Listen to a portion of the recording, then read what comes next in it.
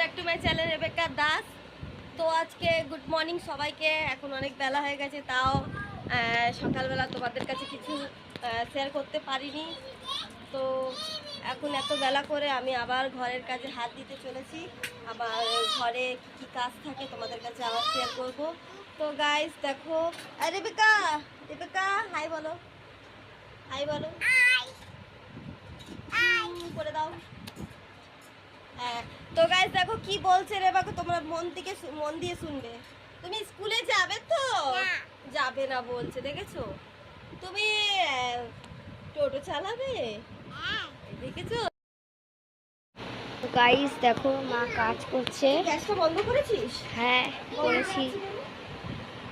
এই বাবা, গাইস দেখো মা এখন চাদর বসাচ্ছে। তো দেখো মা কাজ করছে আজকে। আর আমাদের জানালাটা খুললে খুবই সুন্দর লাগে। তো দেখো মা এখন কাজ করছে। মা কিছু বলবে তুমি? হ্যাঁ এই তো চাদরটা পাচ্ছি। ওই চাদরটা একটু ছোট ছিল, তাই এই চাদরটাই পাচ্ছি আমি।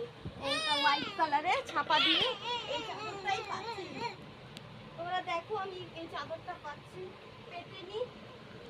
অনেকগুলো কাজ করে আছে, আমার অনেক বেলা হয়ে যায় কাজ করতে করতে, এদিক ওদিক করতে করতে সময়টা চলে যায় আমার। কি করব, আর ভালো লাগে না, প্রতিদিন দেরি হয় কাজ করতে আমার। গাইস দেখো আমি সব এলোমেলো হয়ে গেছে, আমার ঘর পুরো মনে হচ্ছে আমি ঘর ছেড়ে দিচ্ছি। দেখছো একদম পাহাড় হয়ে গেছে। আর একজন আমাদের বাড়িতে চলে এসছে, দেখো চেয়ারে উঠে আছে। ও আমার সাথে হেল্প করছে একটু, তাই দেখো তোমরা আমার কাজগুলো দেখতে থাকো। পুরো ঘরটা নোংরা। আর একজন কি করেছে দেখো, সব কিছু ভেঙে দেয়। ওর হাতে কিছু গেলে সব ভেঙে দেয়, একটু যত্ন নেই। তো গাইস দেখো তোমরা দেখতে থাকো আমাদের ভিডিওটাকে।